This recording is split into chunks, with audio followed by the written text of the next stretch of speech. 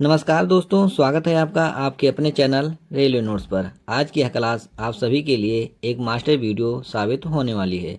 आज हम बायोलॉजी के 500 सबसे महत्वपूर्ण सवालों को कवर करेंगे जो पिछले कई सालों से लगातार एग्जाम में पूछे जा रहे हैं। चाहे आप रेलवे की तैयारी कर रहे हो, एसएससी की या फिर किसी अन्य सरकारी एग्जाम की, यह वीडियो आपकी पूरी बायोलॉजी का रिवीजन करा देगी। तो चलिए बिना किसी देरी के इस संग्रह को शुरू करते हैं और देखते हैं आज का पहला प्रश्न। तो पहला क्वेश्चन है कि मनुष्य के जीवन काल में कितने दांत 2 बार विकसित होते हैं। तो इसका राइट आंसर है 20। मानव शरीर में पाचन का अधिकांश भाग किस अंग में संपन्न होता है? छोटी आंत में। मनुष्य में पाचन क्रिया कहाँ से प्रारंभ होती है? मुख से। सर्वप्रथम रक्त परिसंचरण तंत्र का अध्ययन किसने किया था? हार्वे ने। पेसमेकर का संबंध किससे है? हृदय से। पेसमेकर का कार्य है दिल की धड़कन का प्रारंभ करना। गति प्रेरक किससे संबंधित है? हृदय से। किनकी भित्तियों पर रक्त द्वारा डाले गए दबाव को रक्तदाब यानी ब्लड प्रेशर कहते हैं? धमनी को। सोते समय रक्तदाब में क्या परिवर्तन होता है? घटता है। मानव रुधिर का पीएच है 7.4। मानव रक्त प्लाज्मा में प्रायः पानी की प्रतिशत मात्रा में कितनी भिन्नता होती है? 80 से 82%। रक्त में पाई जाने वाली धातु है लोहा। रक्त का शुद्धिकरण कहाँ होता है? किडनी में। अधिकतम पोषक तत्व रक्त में कहाँ से अवशोषित किए जाते हैं? छोटी आंत में। लार में कौन सा एंजाइम पाया जाता है? टाइलिन। पेट में भोजन को पचाने के लिए किसकी खास आवश्यकता होती है? एंजाइम की। लार किसके पाचन में सहायक होती है? स्टार्च के। मानव के आमाशय में अम्ल यक्स उत्पन्न होता है जो भोजन के पाचन में सहायता करता है। यक्स है हाइड्रोक्लोरिक अम्ल। कैब्स चक्र में किसका संश्लेषण होता है? पायरूविक अम्ल का। मानव शरीर में खून के शुद्धिकरण की प्रक्रिया को कहते हैं डायलिसिस। पेप्सिन बदल देता है प्रोटीन को पॉलीपेप्टाइड में।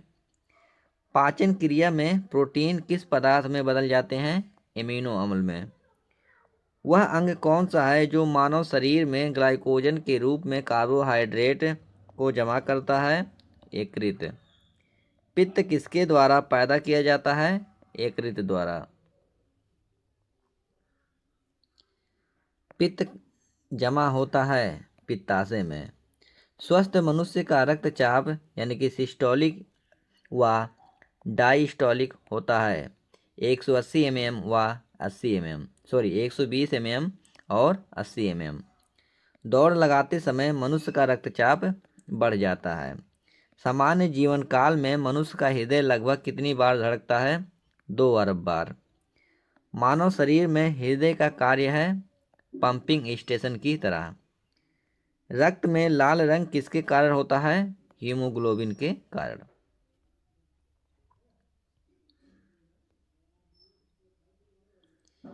हीमोग्लोबिन में होता है लोहा। शरीर में हीमोग्लोबिन का कार्य है ऑक्सीजन का परिवहन। हीमोग्लोबिन किसका महत्वपूर्ण घटक है? आरबीसी का। हीमोग्लोबिन का कार्य है ऑक्सीजन ले जाना। किसकी सहायता से रक्त द्वारा ऑक्सीजन ले जाया जाता है? लोहित कोशिकाएं द्वारा। जब कोई बाहरी पदार्थ मानव रुधिर प्रणाली में प्रविष्ट होता है तो प्रतिक्रिया कौन प्रारंभ करता है? डब्ल्यूबीसी। लाल रक्त कणिकाएं यानी कि आरबीसी कहाँ उत्पन्न होती हैं? अस्थिमज्जा में। किसको आरबीसी का कब्रिस्तान कहा जाता है? प्लीहा को यानी कि स्प्लीन इंग्लिश में। मनुष्य की लाल रक्त कोशिकाओं का जीवन काल कितना होता है? 120 दिन। पचे हुए भोजन में मौजूद विषैले पदार्थ का कौन सा अंग चूषण करता है? यकृत। मानव शरीर में लाल रक्त कण का निर्माण कहाँ होता है? अस्थिमज्जा में। लाल रुधिर कणिकाओं का उत्पादन किसके द्वारा होता है? अस्थिमज्जा के द्वारा। उच्च उन्नतांश पर मानव शरीर में आरबीसी की संख्या बढ़ेगी। सफ़ेद रक्तकण WBC का मुख्य कार्य है रोग प्रतिरोधक क्षमता धारण करना। मनुष्य में मेरुदंड में कितनी जोड़ी तंत्रिका निकलती है? 31 जोड़ी। प्रतिवर्ती क्रियाओं का नियंत्रण केंद्र कहाँ पर है? कशेरुक रज्जु में। स्तनधारी किसमें यूरिया बनाते हैं? यकृत यानी कि लीवर में। मानव शरीर में सबसे छोटी अंतःस्रावी ग्रंथि कौन सी है? आउटू ग्रंथि। मूत्र का पीला रंग किसकी मौजूदगी के कारण होता है? यूरोक्रोम के। गुर्दे का कार्यात्मक यूनिट है नेफ्रॉन। किसकी कुसंक्रिया के कारण मानव शरीर में मिक्सीडीमा होता है? आउटू ग्रंथि के। मानव शरीर के भीतर खून किसकी उपस्थिति के कारण नहीं जमता है? हिपेरिन के कारण। रुधिर में प्लाज्मा में किसके द्वारा एंटीबॉडी निर्मित होती है? लिम्फोसाइट के द्वारा। एंटीजन यानी कि प्रतिजन एक ऐसा पदार्थ है जो प्रतिरक्षी के निर्माण को बढ़ावा देता है। आयोडीन युक्त हार्मोन है थायरॉक्सिन। मानव के श्वेत रक्त कणों का व्यास होता है लगभग 0.007 mm।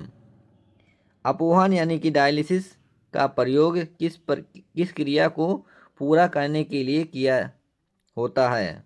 वृक्क। स्वेदन किसके लिए महत्वपूर्ण है? शरीर के तापमान को विनियंत्रित करने के लिए। नेक्स्ट है सामान्यतः निषेचन होता है तो होता है फैलोपियन ट्यूब में। अगर ये ना रहे तो हम लगाएंगे गर्भाशय में। एम्नियोसेंटोसिस का एक तरीका है जो बताता है भ्रूण के लिंग का। मानव शरीर में रक्तचाप नियंत्रित होता है आद्यवृक्क ग्रंथि से। जीवन रक्षक हार्मोन किस ग्रंथि से स्रावित होते हैं? एड्रीनल से। मानव शरीर की किस ग्रंथि को मास्टर ग्रंथि कहा जाता है? पीयूष ग्रंथि को। मनुष्य के शरीर की सबसे छोटी ग्रंथि है पिट्यूटरी ग्रंथि। गर्भाशय में शिशु के विकास की जानकारी हेतु इसका प्रयोग किया जाता है? अल्ट्रासाउंड की। भ्रूण के विकास के लिए किस अंग द्वारा खाद्य की पूर्ति की जाती है? बीजांडासन द्वारा। स्त्रियों की नसबंदी को कहा जाता है ट्यूबेक्टोमी। गाय और भैंस के थनों में दूध उतारने के लिए किस हार्मोन की सुई लगाई जाती है? ऑक्सीटोसिन की। थायराइड ग्रंथि से थायरॉक्सिन स्रावित करने के लिए उत्तेजित करने वाला अंतःस्रावी हार्मोन कौन सा है? TSH। मायोग्लोबिन में कौन सी धातु होती है? तांबा। एक वयस्क पुरुष के लिए सामान्यतः हीमोग्लोबिन मात्रा प्रतिशत 100 ml रक्त होती है 14.5 gm। मानव शरीर का सामान्य तापमान होता है 36.9 डिग्री सेल्सियस। किस शारीरिक प्रक्रम से प्रोथ्रोम्बिन का संबंध है? रक्त जमाव से। शरीर में सबसे बड़ी अंतःस्रावी ग्रंथि कौन सी है? आउटू यानी कि थायराइड। कौन सा हार्मोन लड़ो उड़ो हार्मोन कहलाता है? एड्रेनेलिन। इंसुलिन है एक प्रकार का हार्मोन। कौन सा पदार्थ मानव शरीर में सबसे अधिक कठोर होता है? दंतवल्क। किस कोशिका से इंसुलिन स्रावित होता है? बीटा कोशिका से। इंसुलिन उत्पादित होता है पेनक्रियाज द्वारा।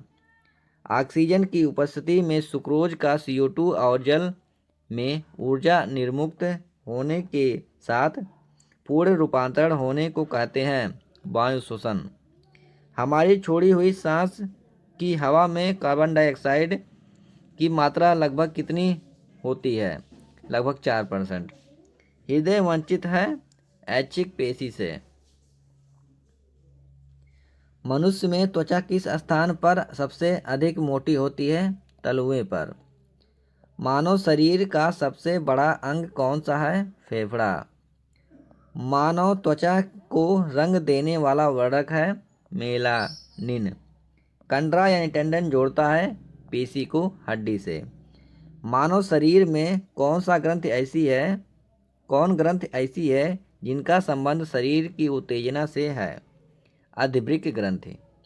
आदमी के कंठ के किस भाग को आउटू यानी कि उदर्ध एडम्स एप्पल कहा जाता है? तो है थायराइड उपास्थि में। मानव का मस्तिष्क लगभग कितने ग्राम का होता है? 1350 ग्राम का। मानव शरीर में सबसे लंबी अस्थि है उरु अस्थि। मुख्यतः इसकी उपस्थिति के कारण मानव शरीर उच्च वायुमंडलीय दाब के अंतर्गत भी बिना कुचला रहता है। कोशिकाओं में तरल। आँख के रेटिना की परंपरागत कैमरा के निम्नलिखित में से किस भाग से तुलना की जा सकती है? फिल्म से। रक्त जमने में किस तत्व की मुख्य भूमिका होती है? कैल्शियम की। मनुष्य में सामान्यतः निरन्न यानी कि फास्टिंग रुधिर शर्करा स्तर प्रति 100 ml रुधिर होती है 80 से 100 mg। अधिक ऊंचाई पर मानव शरीर में लाल रक्त कणिकाएं संख्या में बढ़ जाएंगी।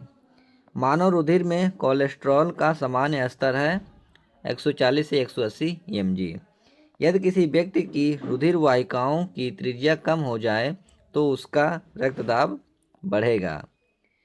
मानव शरीर के किस अंग में लसिका कोशिकाएं बनती हैं? दीर्घ अस्थि में। स्तनपायियों में स्वेद ग्रंथियां मूलतः संबंधित हैं ताप नियमन से। मानव हृदय में कक्ष की संख्या है 4। मधुसूदनी यानी कि इंसुलिन अंतःस्राव एक ग्लाइकोलिपिड है। मानव शरीर में पैरों की हड्डियां हैं फिबुला और टिबिया। गर्भाशय यानी कि बोम्ब के लिए वैकल्पिक शब्द है यूटरस। हीमोग्लोबिन की अधिकता बंधुता होती है ऑक्सीजन के लिए। कौन सी ग्रंथि सेक्स हार्मोन का स्राव करती है? एड्रिनल ग्रंथि। मानव शरीर में हार्मोनों में से कौन सा रक्त कैल्शियम और फास्फेट को विनियमित करता है? PRA2 यानी कि पैराथायरॉयड हार्मोन। मानव में शरीर के किस भाग में शुक्राणु डिंब को निषेचन यानी कि फर्टिलाइज करता है? डिंब वाहिनी यानी कि फैलोपियन नली में।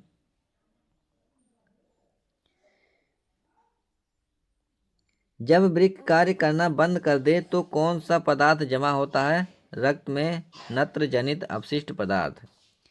जब एक व्यक्ति वृद्ध हो जाता है तो सामान्यतः उसका रक्तदाब घट जाता है। मानव शरीर में पुच्छ कौन सी संरचना में संलग्न होता है? बृहदांत्र। किस प्रक्रिया द्वारा ऑक्सीजन श्वसन के दौरान रुधिर में प्रवेश करती है और फिर उसे छोड़ती है? परासरण। कौन सा एक अंग वसा का भंजन कर कोलेस्ट्रॉल उत्पन्न करता है? यकृत। सेरेब्रम किससे संबंधित है? मस्तिष्क से। मनुष्य के मस्तिष्क का सबसे बड़ा भाग है प्रमस्तिष्क।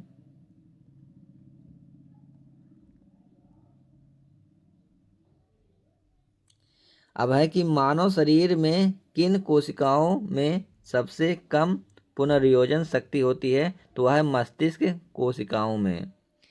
किसी मृत प्राय व्यक्ति का गुर्दा लेने के लिए उसे किस स्थिति में होना चाहिए? केवल तंत्रिकीय प्रकारों का अवशमन।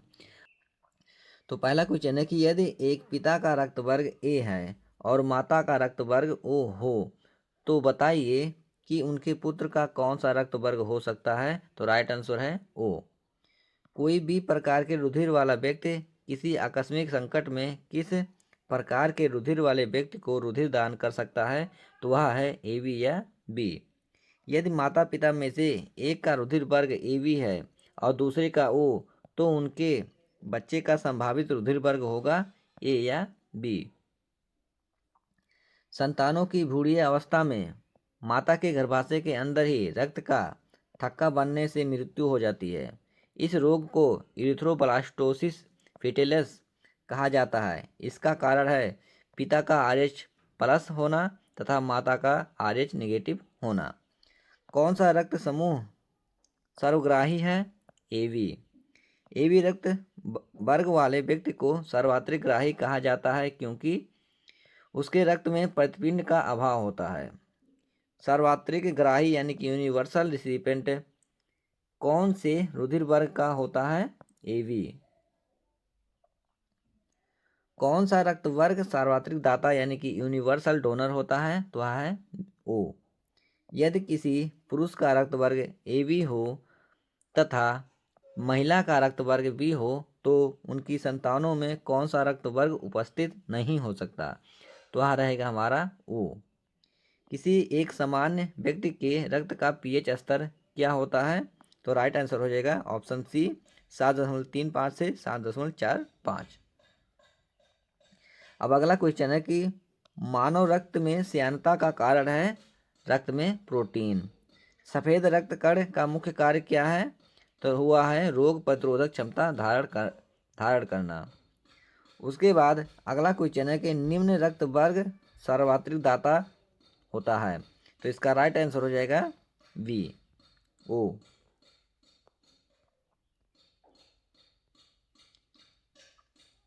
अब उसके बाद है मानव अस्थियां, इसके बारे में हमें पढ़ना है। तो है कि मनुष्य में कुल कितनी हड्डियां होती हैं? तो वह है 206 हड्डियां। नवजात शिशु में हड्डियों की संख्या लगभग कितनी होती हैं? तो वह है 300। मनुष्य की खोपड़ी में कितनी अस्थियां होती हैं? तो वह है 8। मनुष्य के शरीर में पसलियों की कितने जोड़े होते हैं? 12। शरीर की सर्वाधिक प्रबल अस्थि होती है जबड़े में। मानव शरीर की सबसे छोटी हड्डी है स्टेपिस। मानव शरीर की सबसे लंबी हड्डी है फीमर। मनुष्य के शरीर में पैर की हड्डी खोखली होती है। टीबिया नामक हड्डी किसमें पाया जाता है? टांग में। मानव शरीर के किस अंग की हड्डी सबसे लंबी होती है? तो वह है जांघ की। वृद्धावस्था में मनुष्य की हड्डियां क्यों कमजोर हो जाती हैं? कैल्शियम की कमी के कारण। वयस्क मानव में होती हैं कितनी होती हैं? 206 हड्डियां। उसके बाद अगला क्वेश्चन है कि हमारे शरीर में लघुत्तम हड्डी पाई जाती है। तो वह है कान में। निम्नलिखित में से कौन सा मानव शरीर की सबसे छोटी हड्डी है? तो वह है स्टेपिस। मनुष्य की खोपड़ी में कुल कितनी अस्थियां होती हैं? तो वह है 29। मनुष्य के शरीर में पैर की हड्डी ठोस होती है। अब अगला चैप्टर है स्वास्थ्य और पोषण। अब इसका पहला क्वेश्चन है कि एथलीट को किससे जल्दी और ज़्यादा ऊर्जा मिलती है? तो वह है कार्बोहाइड्रेट से। लंबे समय तक कठोर शारीरिक कार्य के पश्चात मांसपेशियों में थकान अनुभव होने का कारण होता है ग्लूकोज का अवक्षय। रक्त ग्लूकोज स्तर समानता व्यक्त किया जाता है भाग प्रति मिलियन में। शरीर में ऊतकों का निर्माण किससे होता है? प्रोटीन से। प्रोटीन को माना जाता है शरीर का निर्माण करने वाला। एंजाइम मूल रूप से होता है प्रोटीन। जैविक सिस्टम में रासायनिक क्रियाओं की प्रक्रिया को तेज करने में उत्तरदायी पदार्थ है। तो वह है एंजाइम।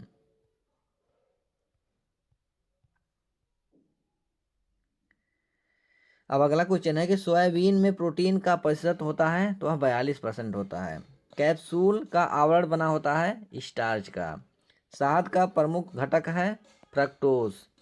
कौन सी शर्करा तत्काल ऊर्जा प्रदान करती है? तो वह है ग्लूकोज।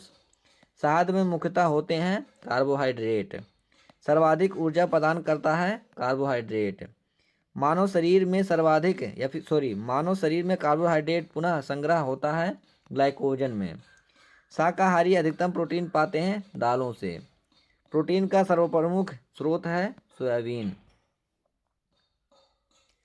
मानव शरीर में वसा जमा होता है वसा ऊतक में। ऊँट बिना पानी के कुछ दिनों तक मरुस्थल में रहता है। ऐसा वह कर पाता है अपने कोबड़ में जमा किए गए चिकनाई का प्रयोग करके। दांतों में क्या होता है? कैल्शियम होता है। किस तत्व का संबंध दांतों की विकृति के साथ है? फ्लूओरीन का।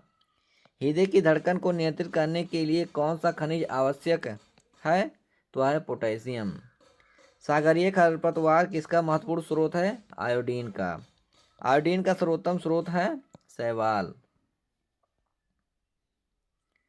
उपास्थि और हड्डियों के निर्माण और संपोषण में आवश्यक तत्व होता है कैल्शियम। दास्य कोशिका अरक्तता रोग किसकी असामान्यता के कारण होता है? लाल रुधिर कोशिका के कारण। प्रचुर मात्रा में खाद्य प्रोटीन के दो ज्ञात स्रोत कौन से हैं? सोयाबीन और मूंगफली। दूध में प्रोटीन और कार्बोहाइड्रेट के अतिरिक्त पोषणदायक अन्य तत्वों में सम्मिलित है कैल्शियम और पोटेशियम। सीमेंट और अस्थियों दोनों में विद्यमान तत्व है कैल्शियम। किसकी कमी से एनीमिया रोग होता है? तो है लोहा। किस विटामिन का संबंध रक्त थक्का से है? विटामिन के। मानव शरीर में औसतन ऑक्सीजन का तत्व कितना प्रतिशत होता है? 50%। पालक के पत्तों में किसकी मात्रा सबसे अधिक होती है? आयरन की। सबसे अधिक आयरन किसमें पाया जाता है? हरे पत्तेदार सब्जियों में। मूत्र के स्राव को बढ़ाने वाली औषधि को कहते हैं डाईयूरेटिक। टाइफाइड से शरीर का कौन सा अंग प्रभावित होता है? आंत।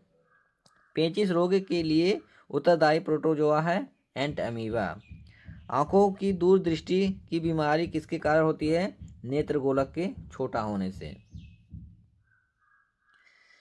हैजा का कारण क्या है? तो है जीवाणु है। किसकी जांच के लिए एलिसा टेस्ट किया जाता है? एड्स की। एवियन इन्फ्लुएंजा यानी कि बर्ड फ्लू विषाणु को किससे निरूपित किया जाता है? H5N1। किसकी कमी से दंतक्षय होता है? फ्लूओरीन। बेरियम मील का उपयोग किया जाता है आहार नली की एक्सरे के लिए।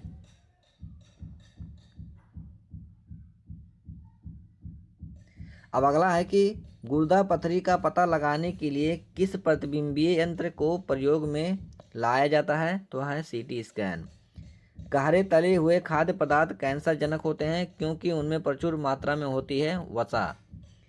किस भारी धातु की विषाक्तता यकृत सिरोसिस पैदा करती है? कॉपर की। मानव शरीर में रक्त की अपर्याप्त आपूर्ति को कहते हैं इस्कीमिया। टाइफाइड पैदा किया जाता है साल्मोनेला टाइफी द्वारा। बीसीजी प्रतिरक्षण होता है टीबी के लिए। कार्बोहाइड्रेट के अलावा हमारे आहार में ऊर्जा का एक प्रमुख स्रोत होता है वसा। रक्त का थक्का बनाने में इनमें से कौन सा अवयव मदद करता है? तो है विटामिन के। बीसीजी का टीका किसके विरुद्ध प्रतिरोधक क्षमता उत्पन्न करने के लिए उपयुक्त है? तपेदिक। मानव शरीर की रचना के संदर्भ में एंटीबॉडीज होते हैं प्रोटीन्स। पीलिया किसके संक्रमण के कारण होता है? यकृत के। निमोनिया रोग मानव शरीर के किस अंग को ग्रसित करता है? तो है फेफड़े को। पूर्ण स्मृति लोप को किस शब्द द्वारा जाना जाता है? एमनीसिया। अरक्तता में किसकी मात्रा कम हो जाती है? हीमोग्लोबिन की। चेचक यानी कि स्मॉल पॉक्स होने का कारण है वेरियोला वायरस। गाय के दूध का रंग किसकी मौजूदगी के कारण थोड़ा पीला होता है? तो है कैरोटीन। कौन सा रोग प्रायः वायु के माध्यम से फैलता है? तो है ट्यूबरकुलोसिस। अन्न यानी कि सीरियल्स एक समृद्ध स्रोत होते हैं स्टार्च के। कैंसर के उपचार के लिए प्रयुक्त रेडियो आइसोटोप है कार्बन 60। शरीर के विभिन्न गतिविधियों के लिए ऊर्जा स्रोत है कार्बोहाइड्रेट। 14 वर्ष तक की आयु के बच्चों के विकास के लिए सबसे अधिक महत्वपूर्ण है प्रोटीन। पीत जो संचारित किया जाता है एईडीज द्वारा। मानव शरीर में संक्रमण को रोकने में मदद करने वाला विटामिन है विटामिन ए। ईसीजी है इलेक्ट्रोकार्डियोग्राफ। कौन सा रक्ताधान द्वारा नहीं फैलता है? टाइफाइड। विटामिन B6 की कमी से पुरुषों में हो सकता है आरक्तता। पीलिया एक प्रतीक है यकृत की बीमारी का। चेचक के प्रति टीकाकरण में समावेश किया जाता है जीवित प्रतिरक्षियों का। जिस बीमारी में रक्त में शर्करा का स्तर बढ़ जाता है उसका नाम है डायबिटीज मेलिटस। मनुष्य में एफ्लाटॉक्सिन खाद्य विषाक्तन द्वारा सामान्यतः कौन सा अंग प्रभावित होता है? तो वह है यकृत। मिनी माता रोग का कारण है पारा। आनुवांशिक रोगों में कौन यौन संबंधित है? हीमोफीलिया। अब अगला क्वेश्चन है कि जापानी इंसेफेलाइटिस का कारक होता है विषाणु। दो संयुक्त विक्र वाले व्यक्तियों के लिए अपोहन का उपयोग किया जाता है। इसमें निहित प्रक्रम है परासरण। ईईजी से जिस अंग की कार्यप्रणाली प्रकट होती है वह है मस्तिष्क। कैसीन दुग्ध होता है प्रोटीन।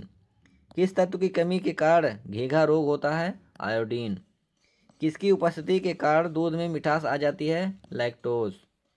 सुअरों को मानव रिहायशी क्षेत्रों से दूर रखना किसके उन्मूलन में सहायक है? जापानी इंसेफेलाइटिस। घात करो और छिप जाओ नाम से विख्यात विषाणु है आरएसवी विषाणु। चिकित्सक परामर्श देते हैं कि हमें अपना भोजन वनस्पति घी की अपेक्षा तेल में बनाना चाहिए क्योंकि तेल में असंतृप्त वसाएं होती हैं। कोलेस्ट्रॉल है जंतु वसा में उपस्थित वसीय एल्कोहल। आहार में लवण का मुख्य उपयोग है भोजन के पाचन के लिए। अपेक्षित हाइड्रोक्लोरिक अम्ल लघु मात्रा में पैदा करना। वसा में घुलनशील विटामिन होते हैं कैल्सीफेरॉल, कैरोटीन और टोकोफेरॉल। अब अगला क्वेश्चन है कि एक कार्यशील महिला को प्रतिदिन कितना प्रोटीन लेना चाहिए? 45 ग्राम। एनोस्मिया कहते हैं घ्राण संवेदना की कमी को। शरीर की कैलोरी आवश्यकता गर्मी की अपेक्षा सर्दियों में बढ़ जाती है क्योंकि अधिक कैलोरी आवश्यक है शरीर का ताप बनाए रखने के लिए। न्यूट्रास्यूटिकल्स उत्पाद हैं जिनमें होते हैं पोषक और औषधि प्रभाव। दूध का धवल रंग किसकी उपस्थिति के कारण होता है? कैसीन। संतुलित आहार में सन्निकटता क्या होता है? 1/5 भाग प्रोटीन, वसा और कार्बोहाइड्रेट। पौधों और जंतुओं में कार्बोहाइड्रेट किस रूप में संचित करते हैं? स्टार्च और सेलुलोज के रूप में। दिल का दौरा किस कारण से होता है? हृदय में रक्त आपूर्ति की कमी के कारण। कहाँ काम करने वाले व्यक्तियों को ब्लैक लंग रोग हो जाता है? तो वह कोयला खान में। दर्दनाक अस्थि रोग इटाई का सबसे पहले कहाँ पता चला था? तो वह जापान में पता चला था। कैडमियम प्रदूषण किससे संबंधित है? इटाई से। कालाजार का रोग वाहक कौन है? सिक्टा मक्खी। चेचक के लिए टीके का आविष्कार किसने किया था? लुई पास्चर ने। श्वेत फुफ्फुस रोग पाया जाता है सीमेंट उद्योग के कर्मचारियों में। एड्स विषाणु के लिए सबसे ज़्यादा आजमाई गई दवा है जीडोबुडीन AZT। किस सूक्ष्मजीव के द्वारा हेपेटाइटिस बी की बीमारी होती है? वायरस। एस्बेस्टस के कारण होने वाला प्रमुख रोग है एम्फीसेमा। स्कर्वी रोग के इलाज में उपयोगी है आंवला। अब अगला क्वेश्चन है कि भोजन के वर्ग में प्रति यूनिट कैलोरी की मात्रा सर्वाधिक होती है। तो इसका राइट आंसर हो जाएगा वसा में। अब अगला क्वेश्चन है कि प्रोटीन की अधिकतम मात्रा पाई जाती है। तो वह है सोयाबीन में। सर्वाधिक प्रोटीन मात्रा होती है तो हो जाएगा सोयाबीन में ही। निम्नलिखित में से किस फल में लौह प्रचुर मात्रा में पाया जाता है? तो इसमें हो जाएगा हमारा राइट आंसर करौंदा में। दूध किस बैक्टीरिया के कारण खराब हो जाता है? तो इसका राइट आंसर हो जाएगा लैक्टोबैसिलस। उसके बाद है कि गाय के दूध में हल्के पीले रंग का कारण निम्नलिखित में से किसकी उपस्थिति के कारण है? तो हो जाएगा हमारा ऑप्शन डी कैरोटीन की उपस्थिति के कारण। और उसके बाद है कि BMD परीक्षण किया जाता है पहचान करने के लिए ऑस्टियोपोरोसिस की। एड्स होता है विषाणु से। अब अगला क्वेश्चन है कि भारी मात्रा में अल्कोहल पीने वाले लोग मरते हैं सिरोसिस से। सरल गलकंड यानी कि घेघा किसको प्रभावित करने वाली बीमारी है? थायराइड ग्रंथि को। मलेरिया का संक्रामक चरण है बीजाणुज यानी कि स्पोरोजोआइट। इसके बाद है कौन सा कवकीय रोग है? तो है एक्जिमा। छोटी माता यानी कि चिकन पॉक्स पैदा की जाती है डीएनए विषाणु द्वारा। काली मौत यानी कि ब्लैक डेथ किसे कहते हैं? प्लेग को। उसके बाद है डेंगू बुखार के कारण मानव शरीर में किसकी कमी हो जाती है? तो वह है प्लेटलेट्स की कमी। पहला क्वेश्चन है कि गाजर किस विटामिन का समृद्ध स्रोत है? तो वह है विटामिन ए का। मानव शरीर में विटामिन ए संचित रहता है यकृत में। थायमीन है विटामिन बी। जिस विटामिन में कोबाल्ट होता है वह है विटामिन B12। बच्चों में अंगों की अस्थियां मुड़ जाती हैं यदि कमी है विटामिन डी की। विटामिन B2 का अन्य नाम है राइबोफ्लेविन। एक कठोर परिश्रम करने वाले पुरुष की दैनिक ऊर्जा की आवश्यकता होती है वह है 4000 किलो कैलोरी। साइनोकोबालामिन है एक है विटामिन B12 यानी कि कोबालामिन है वह है विटामिन B12। विटामिन जो खट्टे फलों में पाया जाता है तथा चर्म को स्वस्थ रखने के लिए जरूरी होता है वह है विटामिन सी। विटामिन सी का सबसे उत्तम स्रोत है आंवला। किस विटामिन की कमी के कारण मसूड़ों से रक्त आता है और दांत हिलने लगता है? वह है विटामिन सी। विटामिन सी का रासायनिक नाम है एस्कॉर्बिक अम्ल। किसी सब्जी से प्राप्त न होने वाला विटामिन है विटामिन डी। प्रातःकालीन धूप में मानव रक्त में कौन सा विटामिन उत्पन्न होता है? तो वह है विटामिन डी। मछलियों के यकृत के तेल में किसकी प्रचुरता होती है? तो वह है विटामिन डी। विटामिन डी के सर्जन में क्या पाया जाता है? विटामिन डी के सर्जन में क्या पाया जाता है? तो वह है कैल्सीफेरॉल। विटामिन ई विशेषता किसके लिए महत्वपूर्ण है? तो है लिंग ग्रंथियों की सामान्य क्रिया में। उसके बाद है कि रक्त का थक्का बनने में किस विटामिन की आवश्यकता होती है? तो इसका राइट आंसर है विटामिन के। उसके बाद है विटामिन ई का रासायनिक नाम है तो विटामिन ई का रासायनिक नाम टोकोफेरॉल। उसके बाद अगला क्वेश्चन है कि रक्त स्कंदन में कौन सा विटामिन क्रियाशील होता है? तो वह है विटामिन के।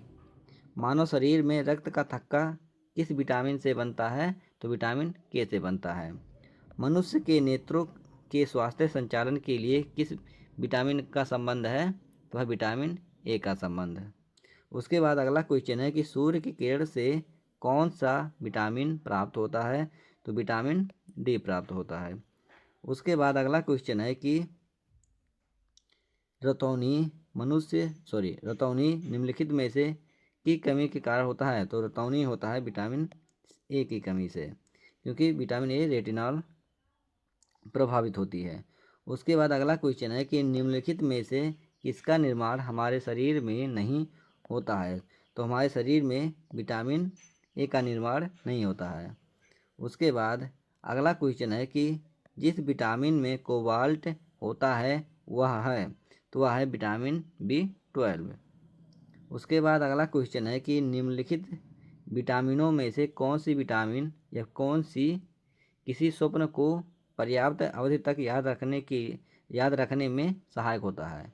दिया है कि निम्नलिखित विटामिनों में से कौन सी विटामिन किसी स्वप्न को पर्याप्त अवधि तक याद रखने में सहायता करता है? तो वह है विटामिन B6। उसके बाद अगला क्वेश्चन है कि रक्त का थक्का बनने में किस विटामिन की आवश्यकता होती है? तो वह है विटामिन के।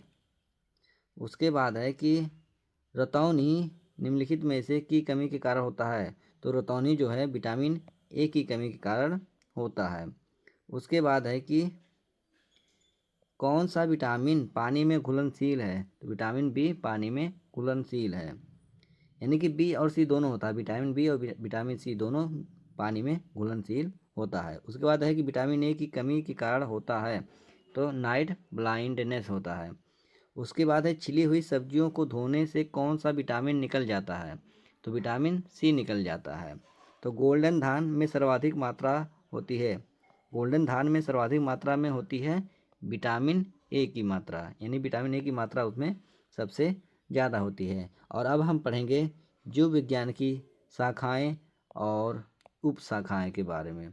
तो पहला है कि जीव विज्ञान यानी कि बायोलॉजी शब्द का प्रयोग सर्वप्रथम किसने किया था? तो लैमार्क तथा ट्रेविरेनस ने किया था। तो जीव विज्ञान के जनक यानी कि फादर ऑफ बायोलॉजी के नाम से जाने जाते हैं अरस्तु जाने जाते हैं। जंतु विज्ञान यानी कि जूलॉजी के जनक कहलाते हैं अरस्तु ही। उसके बाद है कि वनस्पति विज्ञान यानी कि बॉटनी के जनक हैं थियोफ्रेस्टस हैं। उसके बाद है चिकित्सा शास्त्र का जनक किसे कहा जाता है? तो हिप्पोक्रेटस को कहा जाता है। एंटीबायोटिक्स अधिकांशतः पाया जाता है यानी कि प्राप्त होते हैं वह है जीवाणुओं से प्राप्त होते हैं। उसके बाद अगला क्वेश्चन है कि यदि एक जीवाणु कोशिका प्रति 20 मिनट में विभाजित होती है तो 2 घंटे में कितने जीवाणु बनेंगे? तो 64 जीवाणु बनेंगे। नाइट्रोजन यौगिकीकरण में कौन सी फसल सहायक है? तो फली वाली फसल।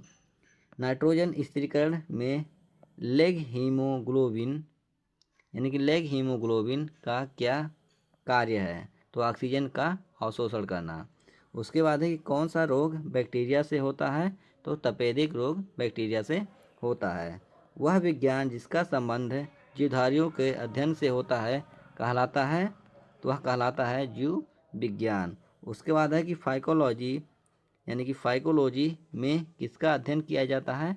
तो शैवाल यानी कि अलगाई का अध्ययन किया जाता है। उसके बाद है कि पर्यावरण का अध्ययन जीव विज्ञान की किस शाखा के अंतर्गत किया जाता है? तो वह है पारिस्थितिकी तंत्र के अंतर्गत। उसके बाद अगला क्वेश्चन है कि तपेदिक यानी कि टीबी उत्पन्न करने वाला जीवाणु है तो वह माइकोबैक्टीरियम है। उसके बाद है एक्सोबायोलॉजी में किसका अध्ययन किया जाता है? तो बाह्य ग्रहों तथा अंतरिक्ष में जीवन का अध्ययन किया जाता है। और पुष्पों का अध्ययन कहलाता है एंथोलॉजी। कीटों का अध्ययन कहलाता है एंटोमोलॉजी। सर्पेटोलॉजी का संबंध किस अध्ययन से है? तो वह है सर्पों के अध्ययन से। डर्मेटोलॉजी में किसका अध्ययन किया जाता है? तो त्वचा और इसके रोगों का अध्ययन किया जाता है। तो ऑस्टियोलॉजी में अध्ययन किया जाता है अस्थियों का अध्ययन किया जाता है। उसके बाद है अब अन्य तथ्य यानी कि प्रशीतन खाद्य परिरक्षण में मदद करता है। प्रशीतन खाद्य परिरक्षण में मदद करता है तो वह जैव रासायनिक अपक्रिया की दर को कम कर। जैव निम्नीकृत अपशिष्ट को किसकी सहायता से उपयोगी पदार्थ में रूपांतरित किया जा सकता है? तो वह है जीवाणु। किसके द्वारा दूध खट्टा हो जाता है? तो बैक्टीरिया के द्वारा। दूध के दही के रूप में जमने का कारण है लैक्टोबैसिलस। HIV द्वारा होने वाला रोग है एड्स। एड्स वायरस क्या होता है? एक सूची RNA। उसके बाद है कि एड्स का कारण है वायरस। HIV का फुल फॉर्म है ह्यूमन इम्यूनोडेफिशिएंसी वायरस। एड्स फैलता है शारीरिक संपर्क से। विषाणु में क्या होता है? न्यूक्लिक एसिड और प्रोटीन। विषाणु में क्या होता है? न्यूक्लिक एसिड और प्रोटीन। सार्स यानी कि SARS क्या है? तो वह है विषाणु जनित रोग है। खसरा किस संक्रमण के कारण होता है? तो वह विषाणु के कारण होता है। कौन सा रोग विषाणु के कारण होता है? चेचक। जंतुओं में होने वाला फुट एंड माउथ रोग किसके कारण उत्पन्न होता है? तो वह है विषाणु के कारण। उसके बाद अगला क्वेश्चन है कि आलू में मोजेक रोग मोजेक डिजीज का कारक तत्व है? तो वह है विषाणु। मशरूम क्या है? मशरूम कवक है। प्रथम वियुक्त प्रतिजैविकी कौन सा था? तो वह था पेनिसिलिन। एथलीट फुट नामक बीमारी किससे उत्पन्न होती है? तो वह कवक से उत्पन्न होती है। कौन सा एक कवक एवं उच्च पादप की जड़ों के बीच उपयोगी कार्यात्मक संबंध को दर्शाता है? तो वह है माइकोराइजा। लाइकेन जिन 2 वर्ग के पौधों से मिलकर बना होता है वे हैं कवक और शैवाल। उसके बाद अगला सवाल है कि लिटमस अम्ल क्षार सूचक प्राप्त होता है लाइकेन से। साबूदाना यानी कि सागो किससे बना होता है? तो वह साइकस से बना होता है। दमा एवं खांसी के रोगों में काम आने वाली औषधि यानी कि इफेड्रिन किससे प्राप्त होती है? तो वह इफेड्रा से प्राप्त होती है। कौन सा एक जीवित जीवाश्म यानी कि लिविंग फॉसाइल कहलाता है? तो वह जिंकगो कहलाता है। विषाणु वृद्धि करता है जीवित कोशिका में। पौधों का कौन सा भाग फूल बनने का उद्दीपन ग्रहण करता है? तो वह है पर्ण। पौधों का कौन सा भाग फूल बनने का उद्दीपन ग्रहण करता है? तो वह है पर्ण। उसके बाद अगला क्वेश्चन है कि कुरिंजी पुष्प में 12 वर्ष में एक बार खिलने का कारण क्या है? तो कारण है फ्लोरिजन स्राव। संसार का सबसे छोटा पुष्प है तो वह वुल्फिया है। फूल गोभी में पौधों का उपयोगी भाग कौन सा है? तो वह ताजा पुष्प समूह। विश्व का सबसे बड़ा पुष्प है तो वह रेफलेसिया है। विश्व का सबसे बड़ा पुष्प रेफलेसिया है। जीवन चक्र की दृष्टि से पौधों का सबसे महत्वपूर्ण अंग है तो वह पुष्प है। प्याज में खाद्य भाग है तो वह तना है। आलू है रूपांतरित तना। तारपीन का तेल प्राप्त किया जाता है तो वह चीड़ से प्राप्त किया जाता है। उसके बाद अगला सवाल है कि सामान्यतः प्रयोग में आने वाला मसाला लौंग कहाँ से प्राप्त होता है? तो फूलों की कली से प्राप्त होता है। हशीश पौधे से प्राप्त की जाती है। हशीश पौधे से प्राप्त की जाती है। यह बताइए कि वह पौधे के किस भाग से प्राप्त की जाती है? तो वह तने तथा नर पुष्प क्रम के निस्राव से प्राप्त की जाती है। प्रकाश संश्लेषण होता है केवल दिन में। प्रकाश संश्लेषण केवल दिन में होता है। प्रकाश संश्लेषण के लिए कौन सी गैस आवश्यक है? तो वह कार्बन डाइऑक्साइड CO2। पौधे व पेड़ का खाना तैयार करने की प्रक्रिया कहलाती है तो फोटोसिंथेसिस कहलाती है। उसके बाद अगला क्वेश्चन है कि सिनकोना की छाल से प्राप्त औषधि को मलेरिया उपचार के लिए प्रयुक्त किया जाता है। जिस कृत्रिम औषधि ने इस प्राकृतिक उत्पाद को प्रतिस्थापित किया वह है तो वह क्लोरीक्वीन है। क्लोरीक्वीन।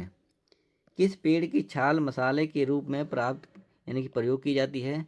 किस पेड़ की छाल मसाले के रूप में प्रयोग की जाती है? तो वह है दालचीनी। चंदन के पेड़ को क्या माना जाता है? तो आंशिक मूल परजीवी माना जाता है। नर पुष्प और स्त्री पुष्प दोनों को जन्म देने वाले पादप कहलाते हैं तो उभयलिंग आश्रयी कहते हैं। पत्ती के लाल नारंगी और पीला रंग के कारण होते हैं कैरोटीनॉइड। उसके बाद अगला है कि गेहूं, जौ, नींबू, राई, नारंगी और बाजरा संबंधित है तो वह 3 पादप परिवारों से। बांस को किसमें वर्गीकृत किया जाता है? तो वह घास में वर्गीकृत किया जाता है। धनिया में उपयोगी अंश होता है तो पत्ते और सूखे फल। जैव ईंधन किसके बीज से प्राप्त होता है? तो वह है जैट्रोफा से। किस पादप को शाकीय भारतीय डॉक्टर कहते हैं? तो वह आंवला को कहा जाता है।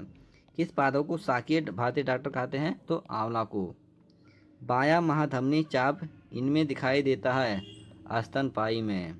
लिटमस प्राप्त होता है लाइकेन से। किस फसल में एजोला एनावीना जैव उर्वरक का उपयोग किया जाता है? तो चावल में। चिलगोजा किस एक प्रजाति के बीज से प्राप्त होता है? तो पाइन के। फलीदार पादपों की जड़ों में उपस्थित गांठों में पाए जाने वाले नेत्रजन स्थिरीकरण जीवाणु हैं तो वह सहजीवी है। जड़ें धनात्मक भूम्यानुवर्तन यानी कि पॉजिटिव जियोट्रोपिज्म होती हैं तो अधिकांशतः। पेड़ों की पत्तियों में पाया जाने वाला हरा पदार्थ क्या कहलाता है? तो वह क्लोरोफिल कहलाता है। प्रकाश संश्लेषण की क्रिया उत्पन्न होती है तो CO2 पानी और क्लोरोफिल से। उसके बाद है कि प्रयोगशाला में सर्वप्रथम डीएनए का संश्लेषण किया गया था तो वह खुराना ने। जीन शब्द का सर्वप्रथम प्रयोग किसने किया था? जोहानसन ने। किसके द्वारा आनुवांशिकता के विज्ञान को आनुवांशिकी कहा गया? तो वह वाटसन को कहा गया। आनुवांशिकी उत्परिवर्तन होता है क्रोमोसोम से। डीएनए के द्विहेलिक्स प्रारूप को पहली बार किसने प्रस्तावित किया था? तो वह वाटसन तथा क्रिक ने। कोशिका की आत्महत्या की थैली कहा जाता है लाइसोसोम को। लाइसोसोम में पाए जाने वाला वह एंजाइम जिनमें जीवद्रव्य को घुला देने या नष्ट कर देने की क्षमता होती है कहलाता है हाइड्रोलाइटिक एंजाइम।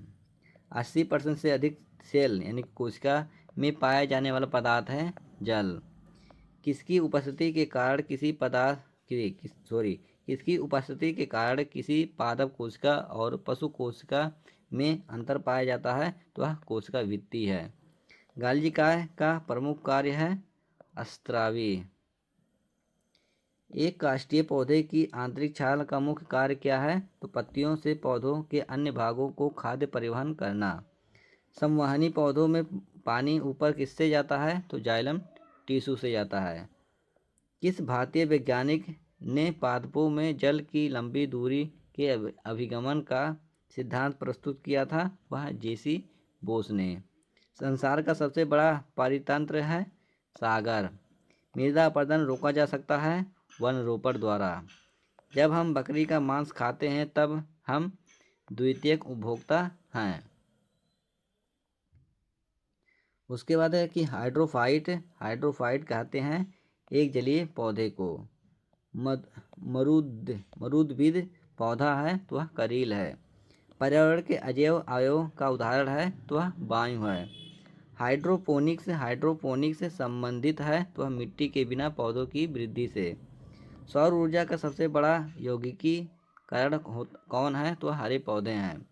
पारिस्थितिकी संतुलन बनाए रखने के लिए भारत में वन क्षेत्र कितने अनुपात में होने चाहिए? तो वह 33 सही 1/3 या फिर 33.3%।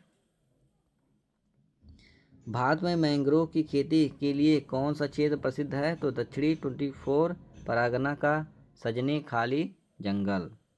एपीफाइटस बहुत अधिक विकसित होती ऐसे पौधे हैं जो अन्य पौधों पर निर्भर करते हैं तो वह यांत्रिक मदद हेतु। पादपालय यानी कि फाइटोट्रॉन एक सुविधा है जिससे नियंत्रित दशाओं में पादपों का उगना संभव हो जाता है। अधिकांश मरुस्थलीय पादप रात्रि के समय ही पुष्पित होते हैं क्योंकि मरुस्थलीय कीट रात्रि के समय सक्रिय रहते हैं। रेगिस्तान में पैदा होने वाले पौधे कहलाते हैं जीरोफाइटस। पारिस्थितिकी नीचे की संकल्पना को प्रतिपादित किया था ग्रीनलैंड्स ने। सबसे अस्थायी पारिस्थितिकी तंत्र है समुद्र। मनुष्य किसके द्वारा जीवमंडल में पारिस्थितिकी संतुलन बनाए रख सकता है? वह है संबंधित पौधों की नई किस्मों और पालतू पशुओं की नई नस्ल विकसित करना।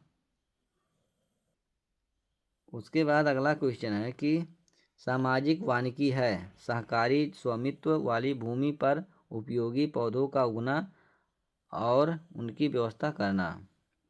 राष्ट्रीय वानस्पतिक उद्यान कहाँ स्थित है? तो वह लखनऊ में है। भारत में वन अनुसंधान संस्थान कहाँ स्थित है? तो वह देहरादून में है। पृथ्वी का विशालतम पारिस्थितिक तंत्र है तो वह जलमंडल है। एक कृत्रिम पारिस्थितिक तंत्र निरूपित किया जाता है जल जीवशाला द्वारा। रेड डाटा बुक उन जातियों के बारे में जानकारी दी जाती है जो संकटापन्न हैं। भारत में पारिस्थितिकी असंतुलन कौन सा एक प्रमुख कारण है? तो वह वनोन्मूलन है। वन उन्मूलन। ताल पारिस्थितिकी तंत्र की स्थिरता निर्भर करती है उत्पादों और उपभोक्ताओं पर। प्रकृति में संतुलन को तय करने वाला मुख्य कारक है तो मानव गतिविधियाँ। वैश्विक विरासत का वन माना जाता है पश्चिम बंगाल में सुंदरवन को। वह वर्णक जो वनस्पति को पराबैंगनी कीड़ों के दुष्प्रभाव से बचाता है कौन सा है? तो वह है फाइकोसाइनिन। सर्वाधिक जैव विविधता कहाँ पाई जाती है? तो वह उष्णकटिबंधीय वर्षा वनों में। पारिस्थितिकी तंत्र में तत्वों के चक्रण को क्या कहते हैं? तो वह जैव भू रासायनिक चक्र कहते हैं। चिपको आंदोलन मूल रूप से किसके विरुद्ध था तो वो वन कटाई के विरुद्ध था। इको मार्क उन भारतीय उत्पादों को दिया जाता है जो पर्यावरण के प्रति महत्वपूर्ण हो। उसके बाद है कि ओजोन कितनी सांद्रता यानी संकेंद्रण पर गंभीर फुफ्फुसीय रोग उत्पन्न करके मानव स्वास्थ्य को प्रभावित करता है, तो वह है 9.0 ppm। विश्व का सबसे अधिक तेजी से बढ़ने वाला जल पादप है तो जल हायासिंथ है। यदि विश्व के सभी पादप मर जाते हैं तो सभी पशु भी किसी की कमी के कारण मर जाएंगे, तो वह ऑक्सीजन की कमी से। जब पादप विविधता को प्राकृतिक आवास में संरक्षित किया जाता है तो इस संरक्षण को कहते हैं स्वस्थाने। अत्यधिक वनोन्मूलन का सबसे अधिक खतरनाक प्रभाव है मृदा अपरदन। चारण आहार श्रृंखला के आधार पर आहार तल में जीव होते हैं। चारण आहार श्रृंखला के आधार तल में जीव होते हैं तो वह उत्पादक होते हैं। पर्यावरणीय आयोजन के साथ मूलतः संबंधित संगठन है तो वह NERI यानी कि नीरी है। मैंग्रोव वनों का वैश्विक तापन का क्या प्रभाव है, तो है मैंग्रोव के विशाल क्षेत्र जलमग्न हो जाएंगे। दो भिन्न समुदायों के बीच एक संक्रांति क्षेत्र कहलाता है इकोटोन। एक मनुष्य के जीवन को पूर्ण रूप से धारणीय करने के लिए आवश्यक न्यूनतम भूमि को क्या कहते हैं, तो पारिस्थितिकीय पदछाप कहते हैं। DNA का डबल हेलिक्स मॉडल किसने दिया, तो वह वाटसन व क्रिक ने दिया था। उसके बाद अगला क्वेश्चन है कि माता पिता के गुण उनकी संतानों में किसके द्वारा हस्तांतरित होते हैं, तो वह गुणसूत्र द्वारा होते हैं। पुरुषों में पुरुषत्व के लिए कौन सा गुणसूत्री संयोजन उत्तरदायी है, तो वह XY। एक सामान्य मानव शरीर कोशिका में गुणसूत्रों की संख्या कितनी होती है, 46। मनुष्य में नर का गुणसूत्र सम्मिश्रण होता है तो वह XY का सम्मिश्रण होता है। बच्चों के लिंग निर्धारण के लिए उत्तरदायी क्रोमोसोम होता है तो वह पिता का क्रोमोसोम। मनुष्य में कौन से क्रोमोसोम से मिलने से बालक का जन्म होगा, तो वह पुरुष का Y व स्त्री का X। एक वर्णांध पुरुष व सामान्य महिला की संतानों में पुरुष के वर्णांध होने की संभावना है तो 0%। यानी कि एक वर्णांध पुरुष व सामान्य महिला की संतानों में पुरुषों के वर्णांध होने का संभावना है 0%। शिशु का पितृत्व स्थापित करने के लिए किस तकनीक का प्रयोग किया जाता है, तो वह है DNA फिंगर प्रिंटिंग द्वारा। जीन शब्द किसने दिया था, तो जी मेंडल ने दिया था। वर्णांधता वाले व्यक्ति को लाल रंग दिखाई देगा, हरा। एक वर्णांध पुरुष एक सामान्य महिला से विवाह करता है। वर्णांधता के लक्षण उत्पन्न होंगे उसके पुत्रियों के पुत्र में। गुणसूत्र में होते हैं DNA और प्रोटीन। DNA अंगुली छाप का प्रयोग किसकी पहचान के लिए किया जाता है, तो वह बलात्कारी, माता पिता या फिर चोर के संबंध में। जेनेटिक्स किसका अध्ययन है, तो आनुवांशिकता और विचरण का अध्ययन है। संसार में किस जीव की संख्या सर्वाधिक है, तो वह मछली की संख्या सर्वाधिक है। सबसे विषैली मछली है पाषाण मछली। मच्छरों के नियंत्रण हेतु प्रयोग होने वाली कीटभक्षी मछली है, तो वह मेम्बूसिया। जल से बाहर निकाले जाने पर मछलियां मर जाती हैं क्योंकि वे श्वास नहीं ले पाती हैं। शार्क मछली में कितनी हड्डियां होती हैं, तो वह 0 हड्डियां। एम्फीबिया बनाता है जल एवं स्थल दोनों पर ही रह सकने वाले पशुओं को। घोंसला बनाने वाला एकमात्र सांप है तो किंग कोबरा। पहला क्लोन पशु डॉली कौन सा पशु था, तो वह भेड़ था। कुछ रेगिस्तानी छिपकलियां अपने मल को शुष्क आहार में निष्कासित करती हैं, इससे किस प्रकार की मदद मिलती है, जीवों का पर्यावरण के अनुसार अनुकूलन में। डायनासोर थे मेसोजोइक सरीसृप है।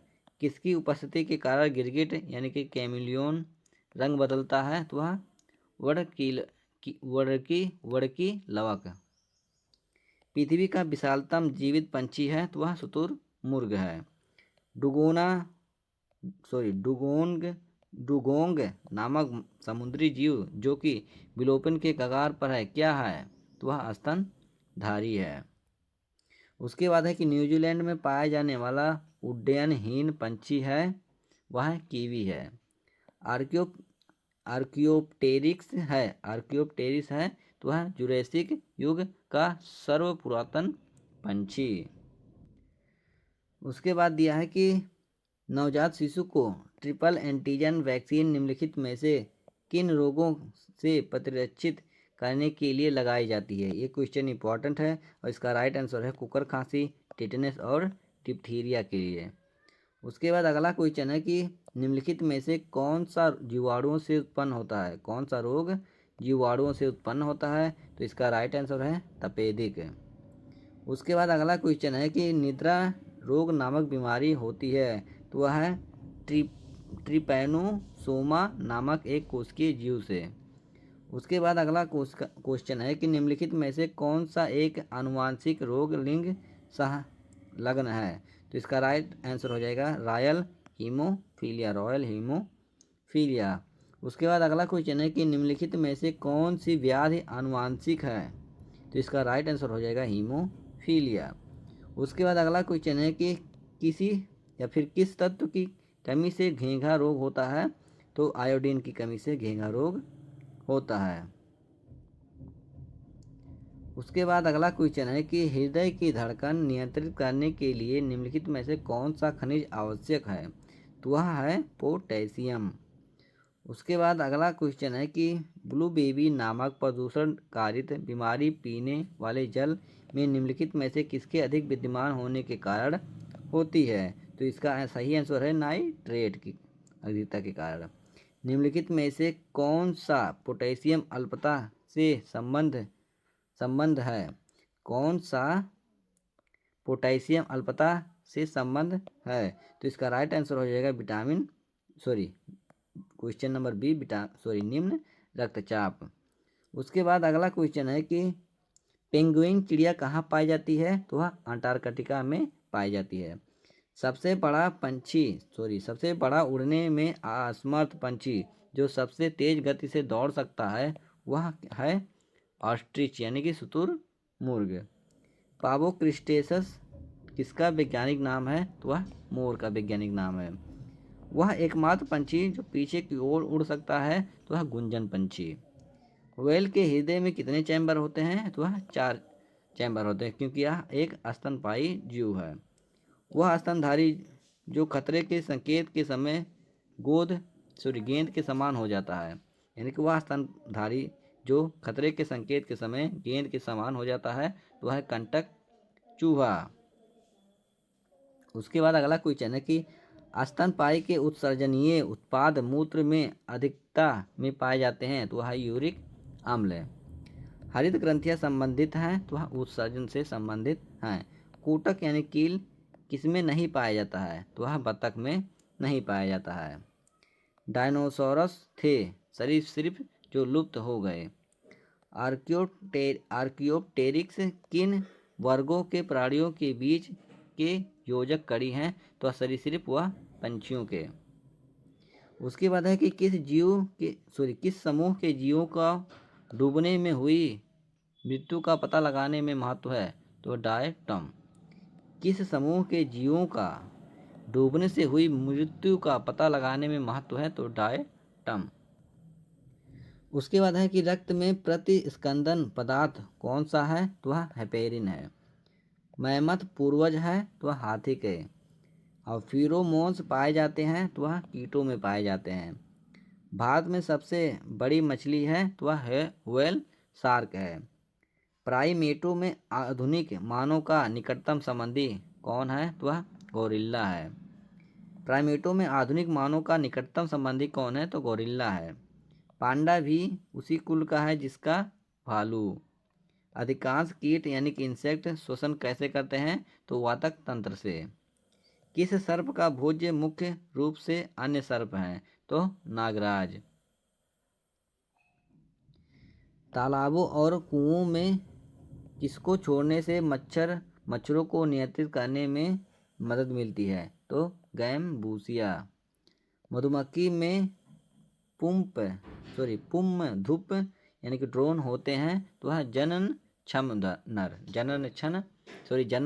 नर। कपोत दुग्ध उत्पन्न करता है, तो वह पंछी। कौन सा भाग हाथी के गजदंत के रूप में बदलता है? तो दूसरा कृंतक। डार्विन फिचिंज का प्रयोग किस समूह के लिए किया जाता है? तो वह पंछियों के समूह के लिए किया जाता है। उसके बाद है कि विलोपन की कगार पर सर्वाधिक संकटापन्न एशिया का शीर्ष परभक्षी है, तो वह ढोल है। विभिन्न जातियों के एक्स सीटू संरक्षण के लिए निम्नलिखित में से कौन सा उद्दिष्ट है? तो वह जर्मन प्लाज्म बैंक। उसके बाद यह है कि चिकित्सा संबंधी आविष्कार। तो इंसुलिन की खोज रफ वाइटिन ने। हैजा का टीका रॉबर्ट कोच ने। डीडीटी की खोज डॉक्टर पॉल मुलर ने आविष्कार किया था इसका। उसके बाद है आरएनए का आर्थर वर्ग और जेम्स वाटसन। उसके बाद है डीएनए की खोज जेम्स वाटसन तथा क्रिक ने। और एस्पिरिन ड्रेसर कुनैन रेबी। Genetic code Hargobind Khorana. उसके बाद है कि bacteria Leeuwenhoek. Penicillin Fleming and Florey. Vitamin की खोज फंक ने। विटामिन ए की खोज McCollum. Vitamin B McCollum. Vitamin C Hopkins. Vitamin D F G. Hopkins. चेचक का टीका जेनर ने। टीबी का चिकित्सा रॉबर्ट कोच ने। स्टेथोस्कोप लेनेक टाइफाइड रूह बर्थ हृदय परिवर्तन Christiaan Barnard. Chloroform Harrison. Malaria की चिकित्सा वह है डॉक्टर रोनाल्ड रॉस। तो यहाँ पर ये वीडियो ख़त्म हुआ।